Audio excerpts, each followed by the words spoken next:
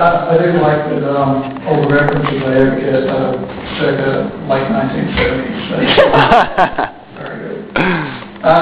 Talking about the internet, I use the internet to look up answers to questions, and the normal question-response format is, I need to know how to do this.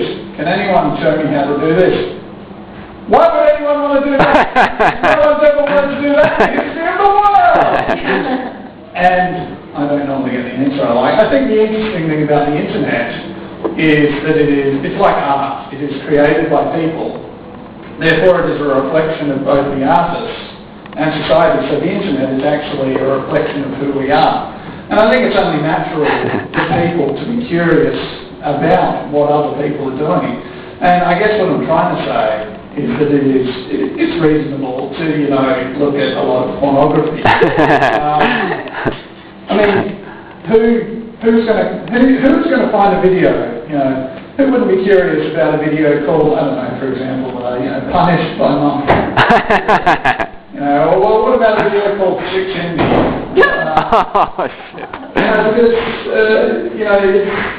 Because, I've got to know, is that one at a time or all at once?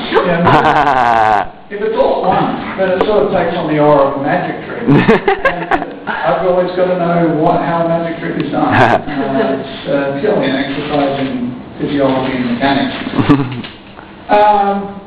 But I'm enjoying New York. Perhaps the best thing about New York is the 75-cent packets of M&M's. Back home, you'd be hit for $1.50 at least. So you're getting one thing right. I do wonder about what's the height requirements of New York police officers?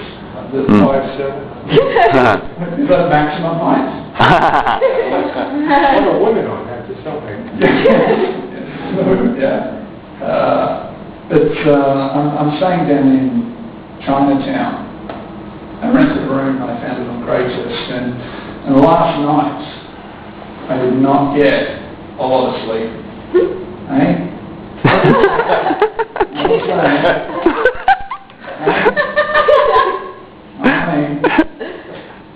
I don't even know what I mean. What I mean is that there was a couple somewhere in my neighbourhood having sex. Well, I assume it was a couple. She was making quite a lot of noise. He wasn't really. But I've always thought the good part about being a man is you can have sex in a library. That comes in handy. They weren't at it for very long. But I was kept up a lot longer because now after hearing them having sex, I'm lying in bed thinking, why not me? Why not me? So they had sex and I had a mild panic attack, which doesn't actually sound like you're having sex. So it's possible that the woman I heard was just single and on the verge of nervous breakdown. I could ask her out. I've been kept up before by my next door neighbours, their boyfriend and girlfriend. I assume I've never actually talked to them.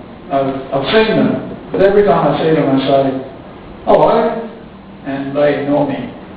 I get back at them by going into my apartment and saying under my breath, well, it was nice talking to you.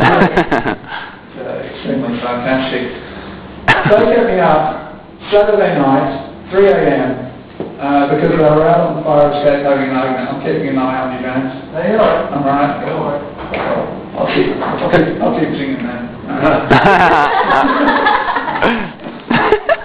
Saturday night, 3 a.m, they were having an argument. Thank you. I like it. Feel free to continue to have it. In that style.